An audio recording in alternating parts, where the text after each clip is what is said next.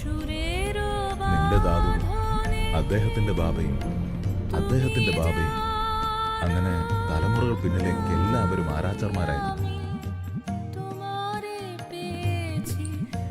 ആരാച്ചാർ 5 അടി 4 ഇഞ്ചിൽ കുറയാത്ത ഉയരവും നല്ല മനസാന്നിധ്യവുമുള്ള ഒരു പുരുഷന് മാത്രം ചെയ്യാൻ കഴിയുമെന്ന് വിശ്വസിക്കുന്ന ആരാച്ചാരുടെ ജോലി ധൈര്യപൂർവ്വം ഏറ്റെടുക്കുന്ന 22കാരിയായ ചേതന വൃദ്ധ മല്ലിക് എന്ന പെൺകുട്ടിയുടെ കഥ. തുടർന്ന് അവൾ നേരിടുന്ന രാഷ്ട്രീയവും സാമൂഹികവുമായ ജീവിത യാഥാർത്ഥ്യങ്ങളെ കൊൽക്കത്ത നഗരത്തിൻ്റെ പശ്ചാത്തലത്തിൽ കോർത്തിണക്കിയ KR മീരയുടെ നോവൽ. പൊളിറ്റിക്കൽ പവറിന്റെ പങ്കാളിത്തത്തിലേക്ക്, ആ പടവിലേക്ക് ഒരു സ്ത്രീ കടന്നു ചെന്നാൽ എങ്ങനെയായിരിക്കും ഒരു സമകാലിക സമൂഹത്തിന്റെ പ്രതികരണം എന്നൊരു അന്വേഷണമാണ് ആരാച്ചാർ.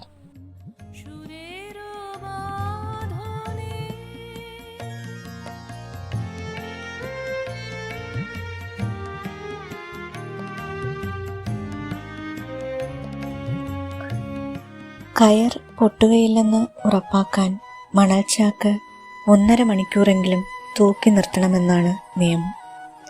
ഞാനും അച്ഛനും കാക്കുവും കാത്തുനിന്നു. ആകാശത്ത് ലിവർ വലിച്ചതിനാൽ തുറന്നുപോയ ഭൂമിയുടെ നിലവറയിലേക്ക് മഴ തലകീഴായി വീണു. പ്രണയം പോലെ ആ മഴയും എന്നെ പരിഭ്രാന്തയാക്കി. നനയാതെ വരാന്തയിലേക്ക് ഓടിക്കയറുമ്പോൾ തൂക്കുമരത്തിന് താഴെ പടർന്നു കിടന്ന വള്ളിയിൽ നിന്ന് സഞ്ജീവ് കുമാർ മിത്രയുടെ അമ്മയ്ക്ക് പ്രിയപ്പെട്ട പുഷ്പം ജലത്തിൻ്റെ എണ്ണമറ്റ മുടിനാരുകളിൽ കുടുങ്ങി അടർന്നു വീണു. അതെനിക്കും പ്രിയപ്പെട്ട പുഷ്പമായിരുന്നു. അതിൻ്റെ പേര് അപരാജിത എന്നായിരുന്നു.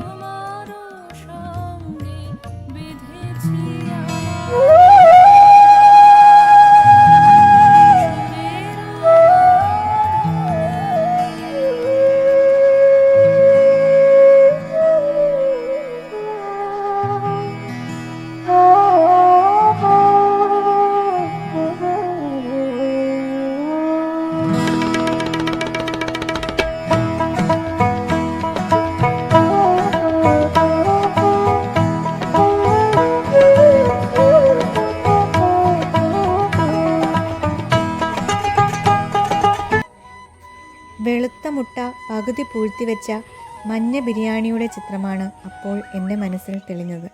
അതോടൊപ്പം ധാക്കുമായുടെ സ്വർണ്ണ നാണയവും എനിക്ക് ഓർമ്മ വന്നു. എൻ്റെ പേഴ്സിനുള്ളിൽ തന്നെയായിരുന്നു അത്.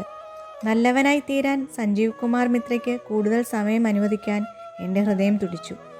അതുകൊണ്ട് രാമുദായ്ക്ക് പുറംതിരിഞ്ഞിരുന്നു കൊണ്ട് പേഴ്സിനുള്ളിൽ നിന്ന് ആ സ്വർണ്ണ നാണയം ഞാൻ മോഷ്ടിച്ചു. മോഷ്ടിച്ച മുതൽ ഉടമയറിയാതെ തിരികെ വയ്ക്കുന്നത് മോഷണത്തേക്കാൾ ദുഷ്കരമാണ്.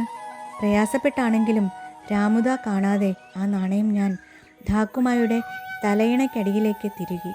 ഞാൻ സ്റ്റുഡിയോയിൽ പോയി കഴിഞ്ഞ് ആ കിടക്ക കുടഞ്ഞു വിരിക്കുമ്പോൾ നാണയം കിലുക്കത്തോടെ താഴെ വീഴുമെന്നും ധാക്കുമ ആഹ്ലാദം കൊണ്ട് തുള്ളിച്ചാടുമെന്നും ഞാൻ പ്രതീക്ഷിച്ചു.